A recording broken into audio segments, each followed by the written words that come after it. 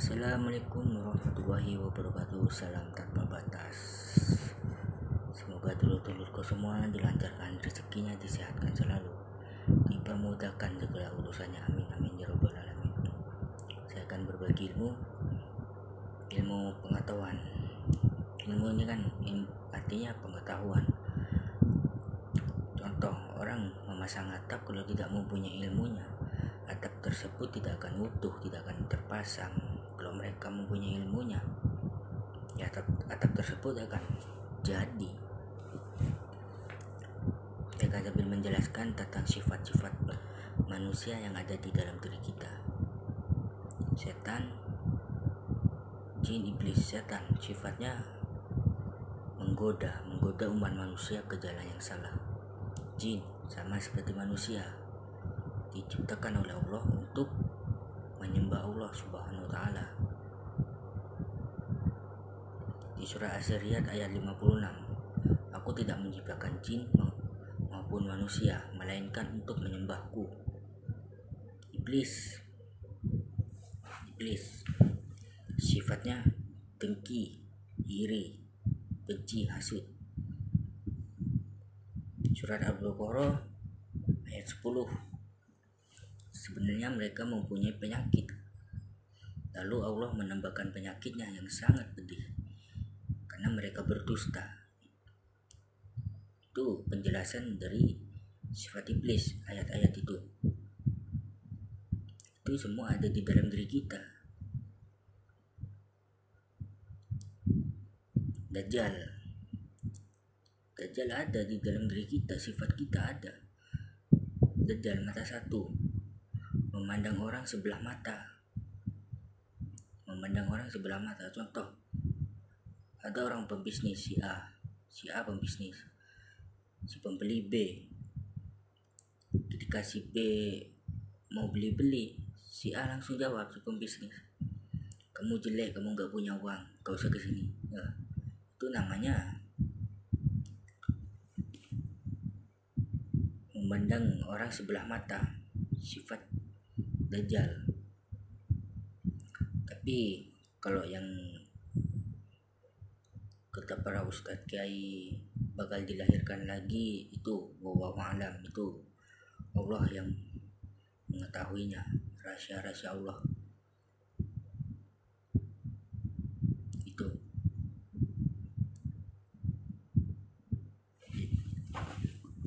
binatang, sifat binatang ada di dalam diri kita. Contoh, seorang anak membunuh ibu kandung sendiri, itu sifat binatang. Kenapa? Karena sudah tidak mengenal keluarganya sendiri. Kenapa? Karena sudah dikuasai oleh sifat iblis.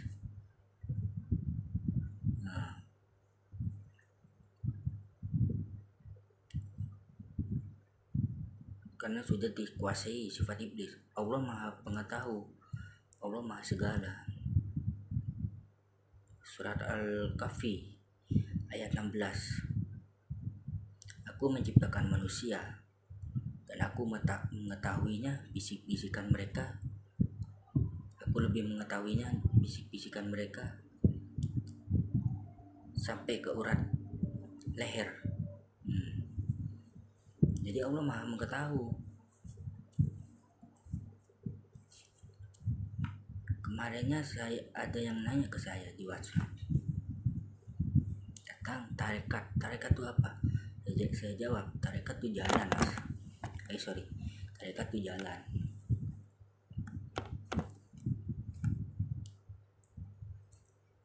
Terus dia ke tarekat terus. Dia bilang, alhamdulillah saya sudah mendapatkan keilmuan, sudah mendapatkan hasil. Tapi dia memakai tarekat. Dia bilang kalau tarekat saja jalan terus, jalan muter-muter itu sama halnya yang tidak mendapatkan hasil, mas. Kenapa? Karena memakai tarekat saja. Biasanya setelah kita jalan memakai tarekat, kita sampai ke tujuan. Hakikatnya kita sampai ke tujuan. Marifatnya apa? Yang mendapatkan hasil pembelajaran dari keilmuan tersebut. Nah, kalau kita memakai tarekat saja, jadi muter-muter, ngamalkan terus nggak ada hasil, belajar terus nggak ada hasil, nggak ketangkep, nggak nyambung, susah dibicarain orang. Nah, terus dia mengasih tantangan ke saya, mengasih PR harus ketemu sama Nabi Muhammad, Nabi Khidir, dan Tuan Syekh Abdul Qadir Al-Jilani. Dia bilang, sampean ngasih PR ke saya, sampean sendiri apa sudah pernah ketemu?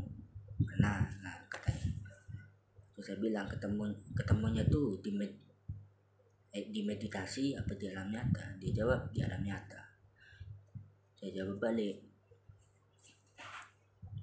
Mas, kita nih manusia biasa, para kiai belum tentu bisa. Kita bukan wali Allah, kita mempunyai dosa. Mustahil. Kalau yang sampean katakan pernah itu imajinasi, hayalan sampean. Dari pengennya ketemu dengan beliau, muncullah halusinasi, imajinasinya. Siapa tahu indera keenam sampean kebuka. Terus yang sampean lihat itu adalah khodam sampean sendiri. Disangka sampean itu beliau. Nah, itu imajinasi. Salah. Kita orang biasa mempunyai dosa. Terus dia bilang, saya tunggu di alam Jabarut, alam Jabarut. Saya jawab, alam Jabarut tuh alam malaikat, Mas. Mustahil, kita orang biasa, kita punya dosa. Sebenarnya malaikat ada di dalam diri kita. Sifatnya kebaikan, menolong, membantu sesama. Tuh, Nabi Khidir, sifatnya ada di dalam diri kita semua. Kehidupan sejak Nabi Adam dilahirkan semua udah ada di dalam sifat kita semua. Nabi Khidir kehidupan. Allah menciptakan ruh ditiupkan ke Nabi Adam. Nabi Muhammad ada di dalam diri kita. Kepujian. Contoh, kita membantu orang pengobatan apa segala macam, lalu kita berhasil, maka kita sanjung, dipuji. Itu Allah ada di dalam diri kita, di batin kita, di kolbu kita.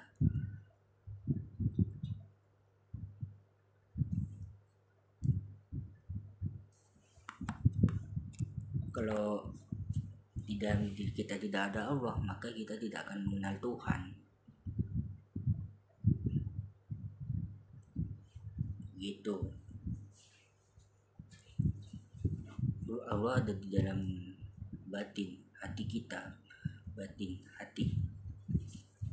Kolbu mukminin baitullah. Kolbunya seorang mukmin, rumah Allah. Dimana kita harus bisa mencapai semua itu?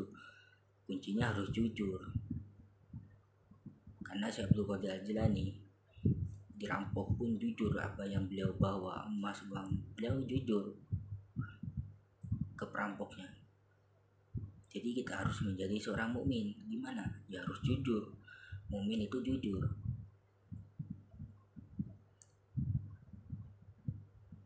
Allah Maha Petunjuk. Surat At-Tabun ayat kalau lupa ya, itu surat At-Tabun. Barang siapa beriman kepada Allah, maka niscaya akan mendapatkan petunjuk. Surat At-Tabun ayat 4. Bisa dicek sendiri kalau nggak percaya. Simple. Jadi kalau kita sudah dekat, insya Allah akan membuka rahasia melalui batin kita. Caranya harus mendekatkan diri. Petunjuk tersebut langsung dapat ke batin kita, ditransfer ke pikiran. Kita memakai tarekat jalan. Setelah kita pikirkan, kita tahu jalannya kemana, kita lanjut ke hakikatnya. Setelah kita pikirkan, kita tahu jalannya, kita sampai ke tujuannya. Setelah itu ke ma'rifatnya, kita mendapatkan hasilnya. Dari tujuan jalannya sampainya kita mendapatkan hasil apa yang kita inginkan. Itu. Jadi kita harus memakai akal. Kalau kita tidak memakai akal, kita tidak akan punya pikiran. Surat Yunus ayat 100. Barang siapa tidak memakai akal, Allah akan murka. Sama halnya mereka mematikan logikanya mereka. Surat Yunus ayat 100. Cek sendirilah kalau nggak percaya.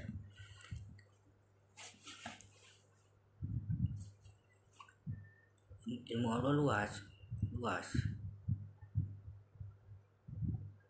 Ilmu Allah luas loh.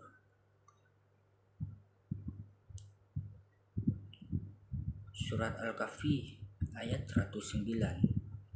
Apabila lautan diganti dengan tinta untuk menulis ilmu Allah, maka tinta tersebut tidak akan cukup untuk menulis ilmu Allah. Ilmu Allah ini luas.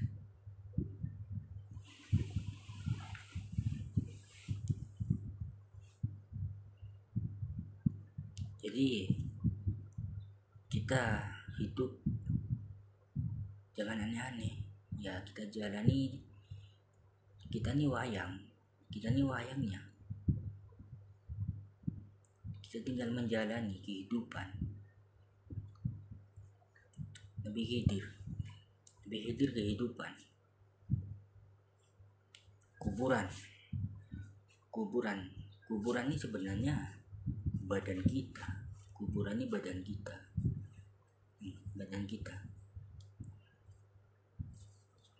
Karena kita semua Nabi Adam terbuat dari tanah. Ini badan kita kuburan, tempat wadahnya ruh jiwa kita. Semakin kita berbuat dosa, semakin menyempit amal kita. Itu kuburan. Badan kita ini kuburan, terbuat dari tanah. Semua akan kembali ke tanah. Jadi hidup jangan aneh-aneh lah. Simpel aja. Mempunyai ilmu, saling berbagi. Buat apa? Buat amal kita nanti. Karena manusia tidak ada yang kekal. Yang kekal ini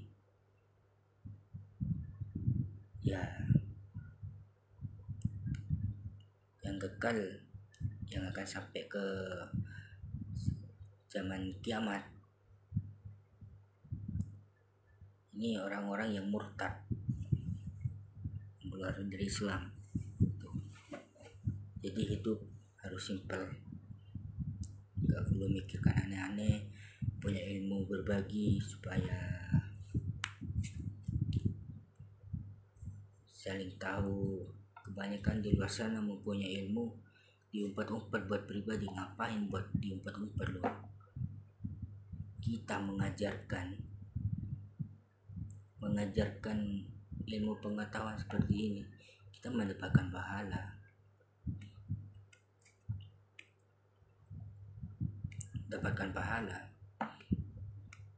Barang siapa menyampaikan satu ilmu ke seseorang dan mereka mengamalkannya,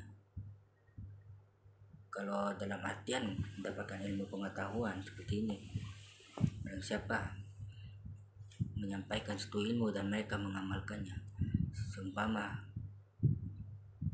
kita memberi contoh kebaikan apa, lalu mereka mengamalkan dengan membalas kebaikan ke seorang. Itu barang siapa menyampaikan satu ilmu ke seseorang dan mereka mengamalkannya, dan yang menyampaikan meninggal dunia, maka yang menyampaikannya tetap mendapatkan pahala. Itu jadi ngapain diumpet-umpet ilmu?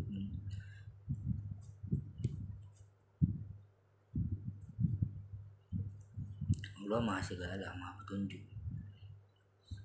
Sudah ada ayatnya semua, sudah saya jelaskan tadi. Nggak percaya cek sendiri, saya nggak mau repot. Yang penting apa yang saya ucapkan itu benar. Ambil hikmahnya. Hikmah ini sama, hampir mirip dengan marifat, hasil. Ambil hikmahnya, hasil, mendapatkan hasil dari pembelajaran tersebut, hampir mirip dengan kemakrifatan.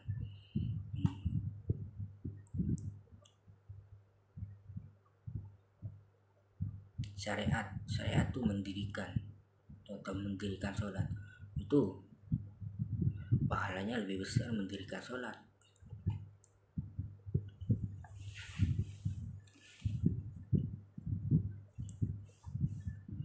Tarekat jalan, jadi hidup jangan diambil pusing, berbuatlah baik sesama, jangan menipu. Banyak sekali yang mengadu ke saya kena tipu gara-gara ilmu kebal apa, aduh pusing lah. Kalau penjelasan ilmu kebal di video sebelumnya udah ada ya. Ini bukan penjelasan ilmu kebal. Jadi berbuatlah baik, hilangkanlah sifat iblis, setan, hilangkanlah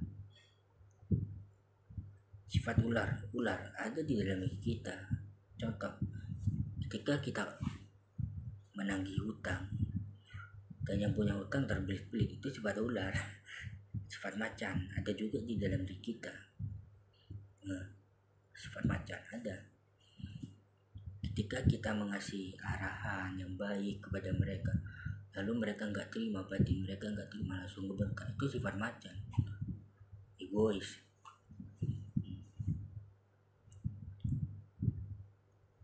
Kalau kata Jawa itu karpe dewe, kalau kata orang Madura karpe tibi, terlalu bener tibi, pengen bener sendiri.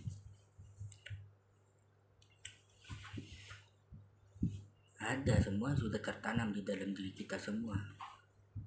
Semenjak Nabi Adam dilahirkan sudah ada di dalam diri kita.